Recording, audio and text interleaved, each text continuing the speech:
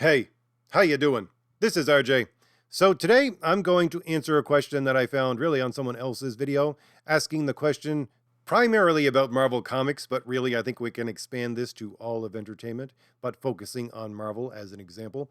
But why is Marvel Comics trying to draw in a younger audience with stories and characters that really don't appear to actually appeal to younger audiences? Or to put it another way, where is their mindset at that they think what they're producing is actually going to appeal to children? But before we get there, I just want to remind everyone that my graphic novel campaign is still up on Indiegogo. The link for it is in the description. It is called The Valiant Heroes. It is an homage to the great comic storytelling of the 1980s, specifically focusing on stories like the X-Men and Batman and also Thor, with a little bit of Captain America thrown into that Thor story as well, because it's set back in the Second World War. And also, there is a link in the description for my new graphic novel that will be coming out. Well, the campaign for it will be coming out in about 5 months. It is an homage to, well, not really Conan, but the stories that inspired Conan. So you get a very good flavor of a Conan type story within this new book, which we actually have a lot done on right now. So the link for the early bird sign up page for that is in the description. And if you go and sign up early, you will be informed when the project goes live. And if you then order something from the campaign, after that, you will receive a free pinup poster because you signed up early. And you're looking at some of the spectacular art for my graphic novels in the background. Some of it from up-and-coming artists, others from older artists that used to work for Marvel and DC. I actually have an artist working on my Conan-like book called Crom the Destroyer, who actually worked on Marvel's Conan the King. He's also working on the Thor book for the Valiant Heroes as well. So if any of that looks or sounds appealing to you at all, you might want to go down to the description and click on those links and see if my graphic novels are for you. So back to my topic, and basically, where did I find this question? Well, it was a question from Perch. So this is basically a Perch reaction video, but not really, because I think of Perch really as a normie. So it's really a normie question that I'm trying to answer by putting together a lot of what I've gone over in my videos. Now, Perch usually likes people to put comments down or send him emails, but again, I'm not an email or a comment kind of person. I have my own channel, so I'm going to do this, although I have some doubts as to whether Perch will actually listen to my video. And if you don't know who I'm talking about, well, Perch is basically a comic commentator, but he has a lot of connections in the actual industry, and I'll link his video where he asked this question in the description if you want to go over and take a look at it. But his question really was, after looking at a lot of what is almost exclusively Marvel Comics, he asked, is this really how you appeal to kids? And if so, what am I missing? So I want to answer that question and actually get into a lot of quotes from Marvel themselves to try to prove what I am saying, which is what I usually do. But why would I do this in the first place? Well, I view Perch as really a normie in this space, but he's not an actual normie for today. I think of him more as a 1990s normie. So if you're 20 years old or younger and think to yourself, what was it like to live in the 1990s? Just think of a world that is populated almost entirely by people like Perch. And there you go. That's the 1990s. And although I don't particularly agree with Perch on much, at the very least I do listen to what he has to say, because I can stand up to listening to people that I don't like and that I disagree with. Now, why do I think he's a 1990s normie? What am I talking about? Well, I would say a 1990s normie is a kind of person who says, listen, man, I don't want to think about this too much. Just leave me be.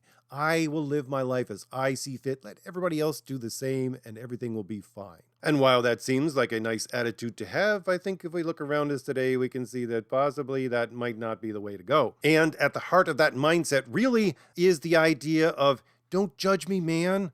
You can't judge other people. And I would say, yeah, you can.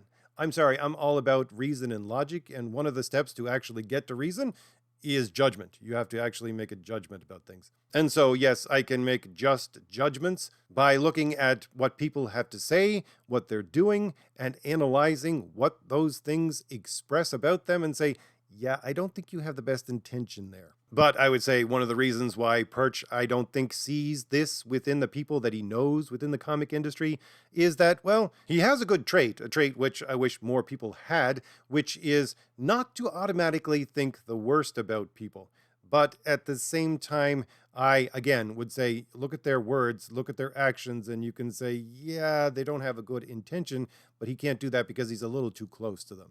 When you're that close to people, even if they're just calling you up and you've never talked to them before, they're part of a system which you know people in and you're friends with, you don't want to automatically think the worst of them. And even sometimes if they do things which seem a little bit suspicious, you try to give them the benefit of the doubt. But I'm not actually connected to that system. I'm looking at their words and their actions and saying, yeah, objectively, if I'm going to judge what they have to do, and I think I can, then I think they have an ulterior motive, or at the very least, not one that's actually going to be very good in answering the very question that we're talking about. Trying to produce things for kids. Why are they doing this? Why do they think this actually will appeal to children? And very briefly, just in case you want to know, yes, I would say I could just be a human being because no, I don't think you having a different color skin or different color gender or different experience makes you a different kind of human being than me that has special knowledge. I don't believe that. I think we're all human beings. We all have a human nature. I can evaluate the same things that you have gone through in your life simply by using logic and reason. I would say that's enough. But to add on top of that, in case you want a little more, yes, I actually, when I was young, one of my first jobs was to work in a field where I was exposed to a lot of study information about the development of children, basically between the ages of when they're born and about grade 2. Not really heady academic journals or things like that, but at the very least, a lot of material that is more than what the normal public would be aware of, talking about how children develop, how they act out, all this kinds of thing. And since I was exposed to it and had to learn it, it was something that I actually got an interest in and have actually pursued over my life, just keeping track of it every once in a while. Now, that all being said, to answer this question before I get into all these examples to try to prove my point, I think the reason why these things don't appeal to children, I think Perch is right, they don't appeal to children. You're not missing anything, Perch. You are correct on this. But these people at Marvel think they do appeal to children because they think that the way to deal with children, and I know at first this is going to sound a little bit outlandish to some people, but the way they think that you normally deal with a child is through manipulation and fear. And I say that with a full realization that, yeah, I understand that even as a parent, manipulation and fear are to some extent in your toolbox. I mean, when you tell a child, no, you can't grab onto that red hot element on the stove, when you tell them you can't go play in the street, you can't run after a ball that's gone across the street, you got to look both ways, you can't jump into the deep water without learning first how to swim, there's an element of fear in there. There's an element of fear that that parent is using, saying, no, you need to be afraid of this thing. And fear really isn't all a bad thing. I always go back to the Augustinian definition of things, especially with these kinds of subjects, and say, what is fear? Well, fear is an act of the will that draws you away from something you know is going to hurt you. So yeah, there's a good aspect to fear. I like to go out hiking in the woods. If I run across a wolf, I back away.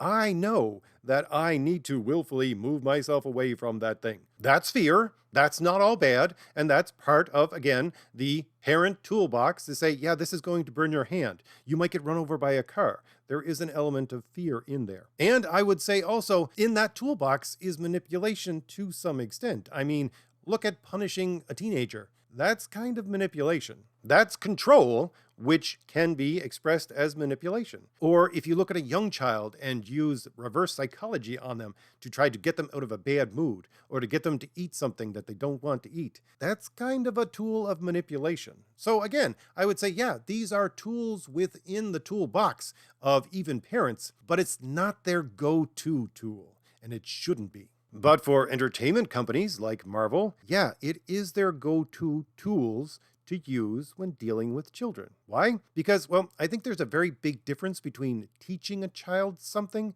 and instructing a child. Teaching involves laying all the pieces down in front of the child and saying, do they connect together? Do you see how they connect together? And then bring their mind to the truth. And that's really what teaching is. Doesn't matter if it's a child or an adult. It's to bring their mind voluntarily of their own volition, of their own movement to a truth that exists within reality. But that's not instruction. Instruction is taking all those pieces and laying them down in front of a child or an adult even and saying, this is the way these all go together, memorize it. So teaching is basically employing the mind of another individual so that they can solve a problem for themselves, whereas instruction is an appeal to authority, saying, this is the way things are, live with it, deal with it, understand it, memorize it, I don't care what, you're just going to have to deal with it, this is how it is. And again, the difference between teaching a child and instructing a child, I think, is one of love. Because that's what parents do. They want their child, yes, not to get run over by a car or touch a hot element, and they do instill that fear in them, but at the same time with an element of love in that, you see, you'll understand at some point. You will come to the realization, the truth that, yes, I'm doing this for your own good. You don't understand it yet. You don't have a fully formed reason, possibly. And so, yeah, but there is a truth there at the end of it, and you can get there. And that is love on behalf of the parent. Love being, I will the good of the other. So you're saying to this other, this child, I am willing your good by doing this. And yes, this can be done institutionally as well. If you look at the societal equivalent of what love is, what is that? That's justice, of course. So justice is the impersonal way of dealing with a person as if they were someone that you would will the good of. So you're saying, I don't know you, I don't know anything about you, but I'm going to treat you as an individual and I'm going to recognize your full dignity. That's what justice is. I am going to render to you what is your due. And that's the societal equivalent of the exact same thing that the parent does. And you can do it again on a societal level. You can do it in school. The thing is, I don't think we see it in schools right now. It's much more instruction than actually teaching, but I'll just lay that aside for now. But again, that's the entire reason, I would think. You see this a lot within our society. You have societal institutions dealing with children where they just basically instruct them and say, this is the way that it is. And again, that's an appeal to authority. And these books, these kinds of entertainment that are coming out, these are forms of instruction by these people who are supposed to be entertaining young children, but they're not entertaining them. They're instructing them. And again, they're doing so through a combination of manipulation and fear. Now, let me get into the examples that I have covered on my channel, because there are many, many more examples, I'm sure, out there. I have come across so many of them. I haven't recorded them all. I am just going to use ones that I've done videos on before because I'll link those in the description as much as possible. And if you want, you can go back and listen to those old videos. And in the description of those videos are where you would get the primary sources for all the things that I'm going to say, the podcasts and the articles and whatnot. So first off, why in the world would you use manipulation and fear in order to control children? Why would you think that's the way to go? Well, I would say that the people in these industries right now think it's the way to treat all human beings, not just children.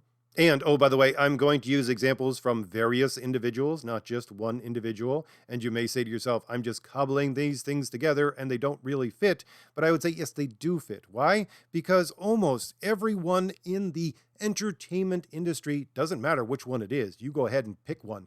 They're all of the same ideological stripe. There's no way you're getting into a prominent entertainment industry right now without being heavily progressive. Quote unquote progressive. You're just not. I mean, I've listened to so many Marvel podcasts, and on almost every last one of them, you're going to hear talking points about diversity and inclusion and representation and systematic this and systematic that, and oppression of one kind or another, and a division of people by race, etc., etc.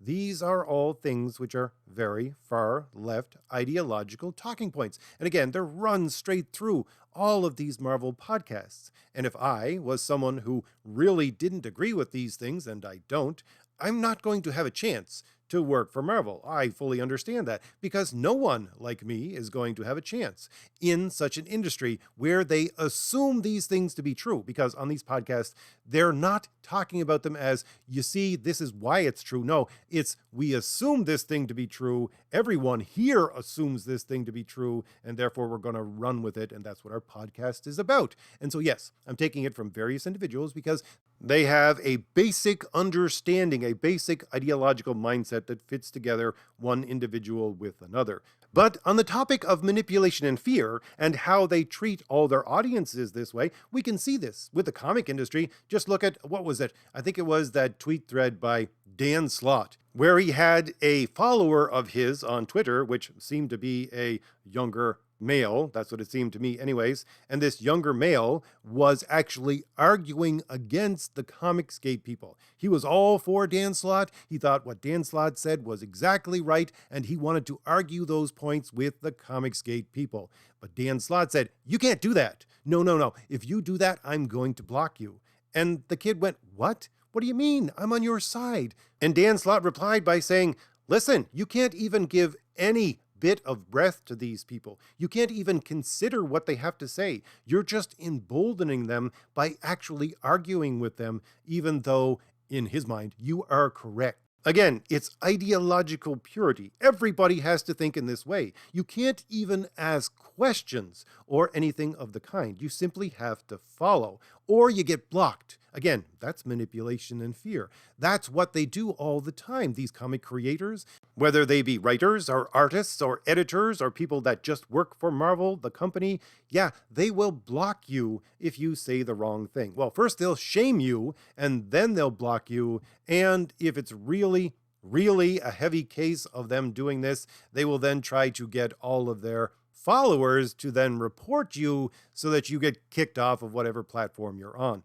I'm a small nobody, and I still have this happening to me. I had one guy go through, I think, almost every last video that I've done, and it's almost 500 at this point, in order to try to find something he could use to get me kicked off of YouTube. I have at least 2 people who hate watch every last one of my videos and always downvote them and put comments in the comment section trying to dig into something that will give them ammunition so that they can get me thrown off of YouTube. This is just me, some random guy talking on YouTube. And this still happens to me. This happens throughout the comic industry. Once again, you see, it's manipulation and fear.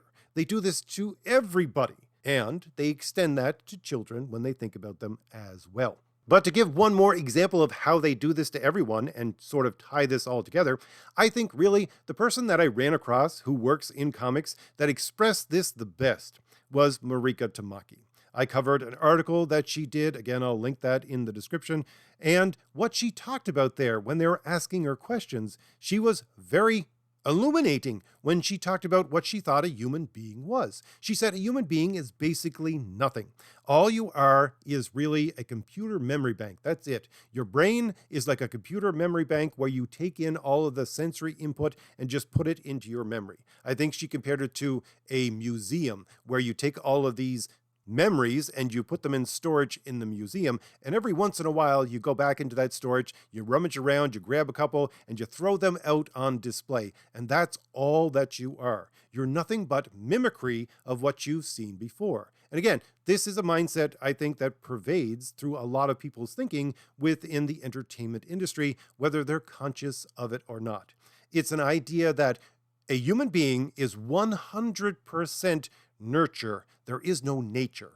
I'm always going on about nature, how there's a human nature. I think it is a combination of human nature and nurture, what actually constitutes a person. But no, Mariko Tamaki and I think the rest of these people that work in these industries all have this idea that it's 100% nurture. There is no nature there. Oh, and again, very briefly, who is Mariko Tamaki and why should we care? Well, she wrote She-Hulk, and I really think her ideas made it into the She-Hulk show, even though her plots really didn't make it in. I think the way that she dealt with that character actually made it into the show, and so it has sort of matriculated into popular culture through that show. At the same time, she wrote I Am Starfire, which I know didn't sell a whole lot, but it really became a cultural touchstone for about 5 minutes for everybody either saying it was the best thing ever or hating on it. She also wrote Batman in Detective Comics, and really, if you write Batman, that used to be one of the holy grails of writing for Marvel and DC. It's, oh look, I get to write Batman? Really? You think I'm that good? Now, I don't think Mariko Tamaki is that good, but no, it is a prominent position if you get to write Batman. But my whole point being is that this is how she sees human beings, as basically nothing, as just mimicry of what you see around you. But if you take that sort of mindset and you extend it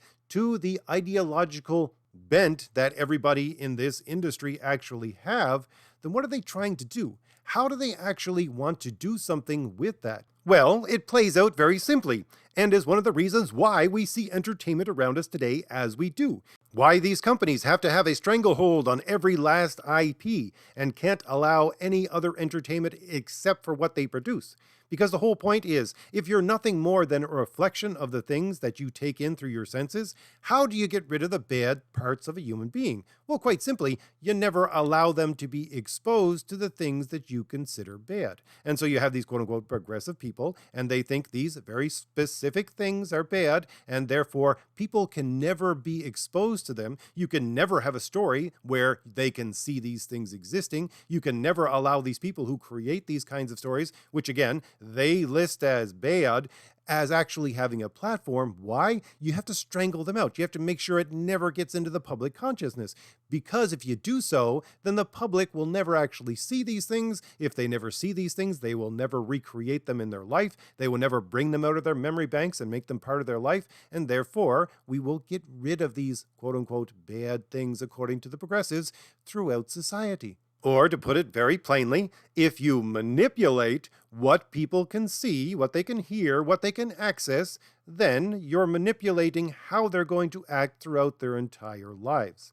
And that's what you see. And that's the end product of believing there is nothing but nurture, which is what Mariko Tamaki expressed and is the underlying idea behind many of these people that I'm going to talk about and how they think human beings exist. And again, if that's how all human beings exist, let's look at kids. Now, kids are imitative learners. Again, I could go back millennia with people talking about how children are imitative learners and how we develop that way. But at some point, I would say, yeah, you cease being an imitative learner and you become someone who is an agent of your own actions. You're making your own choices. They come from you. They're unique, all that kind of stuff. But again, these people don't believe that exists.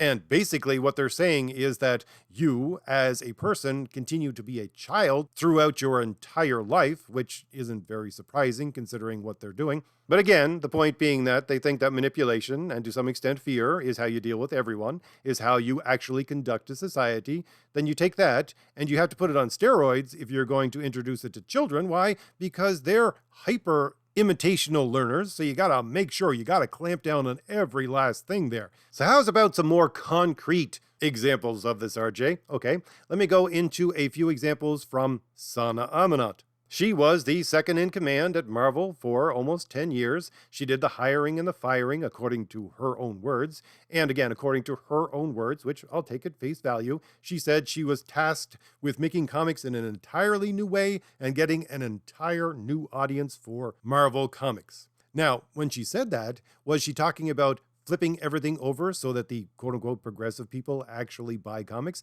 No, what she was actually talking about was growing a new audience through getting all of these young people into buying comics, reading comics, and that's exactly the kind of new audience that she was trying to build. She talks about this over and over and over again. I think the most blatant example of that would be when she declared Marvel a lifestyle brand. If you listen closely to what she has to say there, she's talking about the fan base as if they were boys and girls. Not the normal fan base that they have, and not a different adult fan base, but as boys and girls. But one of the interviews that she did, she was talking about the new cartoon for Moon Girl and Devil Dinosaur. And she was saying that this show wasn't just for girls. And then she herself brings up the scenario, well, what if you get boys who say, I don't want to watch this show. This is just for girls. Well, she goes on to explain, by the way, this woman who doesn't have children, goes on to explain to parents that in such a situation,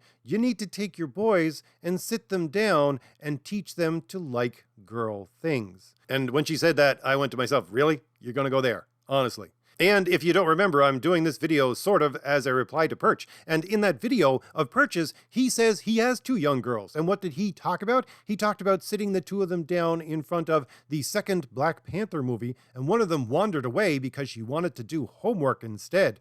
And she spent the entire time the movie was on doing homework. But Perch never went and grabbed her and sat her back down in front of that television and said, this is what you like it. And then he goes to talk about how he gave one of his daughters the comic book about the daughter of Blade and how she looked at it and went, I thought this was about vampires. You told me this was about vampires. I don't see vampires. I just see people sitting around talking to each other. And then Perch offered her the second issue where he said most of the vampires were, and she went, no, I don't think so. And he didn't force her to read the stupid thing. No, why? Because Perch is a normal human being. He doesn't take his children and say, yeah, you're going to like this.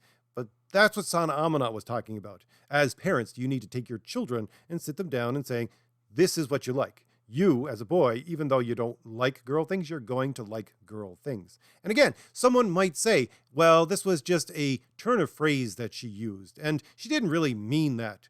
But I have other examples that show that, yeah, that kind of turn of phrase she uses a lot. And just a reminder, this woman was the vice president of content and character development for all of Marvel Comics and was focusing all her energy on younger audiences, it seemed, because she talked about it so much. But to give another example of this, the very first video I've ever seen her in, which was a Fast Company video, which probably is still out there on YouTube, although there is two versions, a long version and a short version. But again, I'll link my original video about this in the description. Please excuse the quality of that video because it is one of the first that I did. But she was being interviewed and she was talking about, once again, this young audience for Marvel. Then she started to talk about how these superheroes and superhero stories were the new American mythology. She started to talk about psychology. She brought that into it as well. And then she said, these superheroes,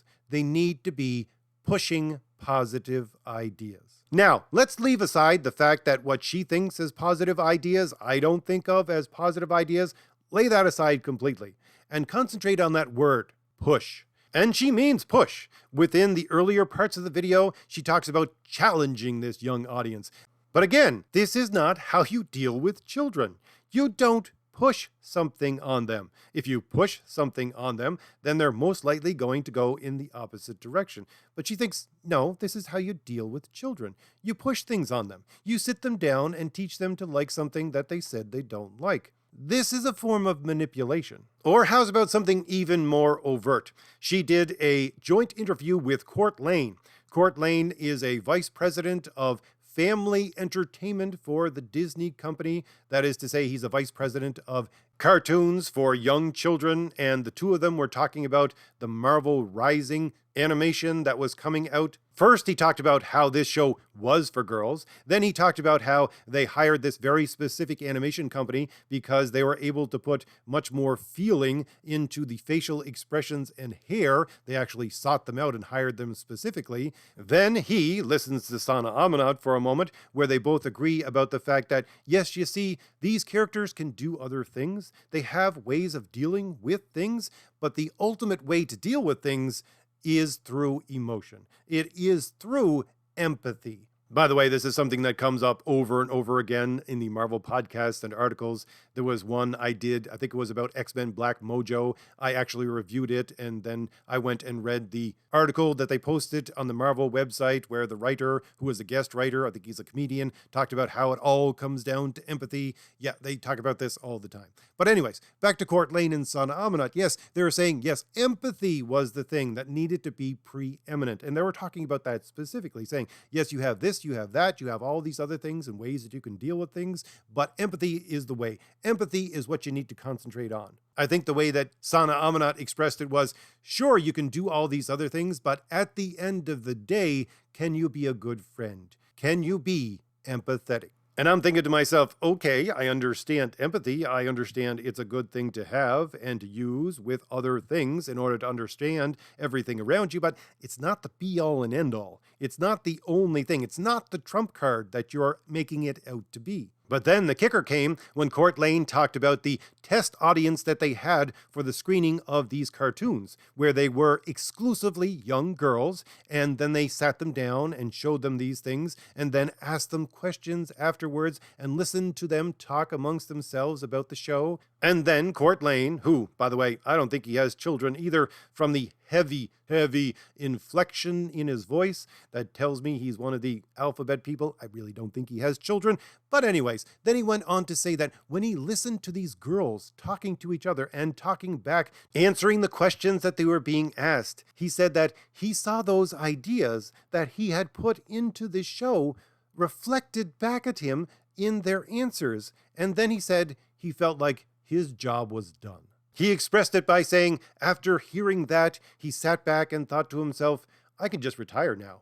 Why would you think that? Why would you think that you could retire? Why?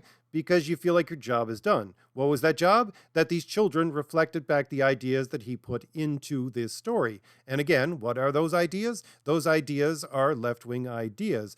Primarily that you use empathy and emotion to trump everything else in order to navigate the world. And here's where I lose some people by stating something that is perfectly true. I say, if you go back to the early definitions, at the very least, the late 1930s and early 1940s definition of what propaganda is, it is defined as a way of teaching people something that gets around their rational mind.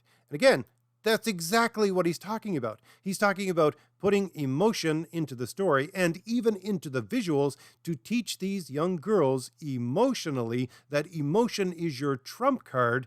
And I'm looking at all this going, you do realize that that's not entertainment, right? You do realize that that's propaganda. But no, these people don't realize this. And as propaganda, what is propaganda? Well, again, it's manipulation. It's not teaching people to think in a way where they can discover the truth for themselves. It's instructing them in a subtle and underhanded way that this is the way it is, you need to accept it.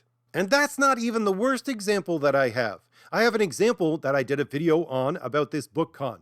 Now, this is not specifically about Marvel, but the only reason why I knew about this BookCon to begin with and listened to this was because Sana Amanat had said on her podcast, which again is a Marvel podcast, that Marvel actually fought tooth and nail to get into this BookCon. And they finally were able to do so. And they wanted to do so and couldn't because these people with these books, which were for children, didn't really see comics as being a valid form of book, but they had now, and so Marvel was let into it. And so I went over and looked at this thing that Marvel had fought to get into, and one of the panels really caught my eye because the panel was quite specifically about inserting progressive talking points into children's picture books. And they weren't ashamed of saying that this is what they were doing. They weren't using colorful language to try to hide the fact that this is what they're talking about. No, this was the actual title of what the entire panel was about. And again, while Marvel wasn't specifically one of the panelists for this BookCon, they were part of this BookCon, and it was about children's picture books. So for children really that can't even read yet, and I would say most of these people would see comic books as children's picture books. Really, that's the way it seemed to be expressed. And I'm not inferring anything. They literally listed a list as long as your arm. All these things that were from the very subtle all the way to something that would make Ron DeSantis' hair stand on end. And when they started to talk about this, one woman actually spoke up and tried to sum up all of their feelings. And she did so by giving a quote from an older author, which they all knew and respected, but was too old to actually be at this BookCon. And that quote was, and again, this is all in the context of talking about inserting progressive talking points into children's picture books. She quoted her and said, "You need to be as close to that child, so much so that when that child is hiding under their bed covers with a flashlight, reading your book, you need to be right there underneath that blanket with them, whispering in their ear." This is manipulation. This is the kind of panel and BookCon that Marvel fought to get into. Now, so far, I've talked only about manipulation. What about fear? I said manipulation and fear. Well, there's one really big example of that. And I think I only have one example because they don't really like to talk about fear. But there was an instance where there was a panel that was convening right around Halloween. So they started to talk about fear. This was about a year and a half ago, not last Halloween, but the Halloween before. I remember this specifically because not only did I do a video about it, but also the people who were on this panel, there were 4 editors for Marvel. They were not junior editors, but they had just come up from being junior editors to full editors, and they were talking about the books that they were putting out for Marvel and what they wanted to do in the future. And one of them put out a book that I actually bought and read and did a review of, which I found horrible. It was a Man-Thing and Spider-Man book that was part of an arc that continued on through other one-shots. I really didn't think it was good at all. But when they got around to the editor that actually edited that book and asked her what she wanted for the future of Marvel, what kind of stories did she want to bring into Marvel as one of their new up-and-coming editors, she said, eco-horror. And what, you may ask, is eco-horror? Well, it is telling a horror story based on the fear that comes from being afraid of ecological disasters. And this editor, she thought this was the new up-and-coming thing that they should do at Marvel. Why? Well, she pulls out an example, the one that's on the top of her head. It was about her young niece, a very young girl. The way that she describes her, I think she was probably in grade 1 or 2. And by the way, again, she never talks about her own children. I don't think this woman has children. But anyway, talking about her young niece, she explained how her young niece was waking up with what was essentially night terrors, screaming. Why? Because she was afraid that the world was going to end through ecological disaster. And when she said that, she said, you see, even the young children are now getting to a point where this information is getting down to them, and they understand that this is something to be afraid of. And again, she talked about this in terms of, yeah, this is a good thing. All that information about ecological disaster that pervades everywhere through our society, it has finally seeped down even to the lowest rung of the youngest children. And she saw that as a good thing because, of course, they need to be afraid of ecological disaster because that's the only way you can save the planet. But the point being that she springboarded off of that saying, of course, since from this very young time they're going to have this fear, let's tap into that fear as they grow older and then tell horror stories about it. Now, this last part isn't something new, certainly not for science fiction and fantasy. I know in the 70s and the 80s there were so many movies and shows and all kinds of stories in every kind of media talking about a nuclear disaster. It was centered around this kind of storytelling, but I don't think those stories were centered around telling them to children. I can remember waking up once or twice with a very disturbing dream about the world ending in nuclear destruction, but it was because I watched things that I really shouldn't have with older brothers. And then when my mother found out that I actually had this dream and was a little bit disturbed by it, she didn't say, no, it's perfectly normal that you should understand and believe these things. She said, no, just put that out of your mind. You're a child. You're not supposed to be thinking about these things. Don't worry about these things. Or in non-personal terms, it's let a child be a child. You should not be thinking about these things. Sure, they exist. You'll have to deal with them later, but you don't deal with them as a child. But again, this woman that is working with Marvel and is one of their newer editors, she was saying, no, this is a good thing that these young children understand this and are afraid of it. And no, those are not her exact words, but when she was talking about this information finally reaching down to that youngest level of society, those young children, she was talking about it in positive terms. And I want to bring in one last thing, and it's a general thing about all of these Marvel podcasts. You will be hard-pressed to listen to a bunch of these Marvel podcasts without listening to these people talk about their mental problems and how much they have to go to therapy. I would say almost every second podcast that I listen to from Marvel, you have someone, if not everyone, on a panel talking about their therapy, talking about it in a normalizing fashion, as if everyone does this and everyone should do this. And again, does this seep into the story? Yes, it does. This is part of the reason why the Unstoppable Wasp is the character that she is. They talked about this on various different podcasts about how this character is specifically shown to have mental disorders and that she has to go to a therapist in order to try to work through these things. Why? Because they want to normalize the idea, again, this is specifically what they talk about, normalize the idea that, yeah, everybody has these problems and everybody goes to therapy. And why do they have to do this?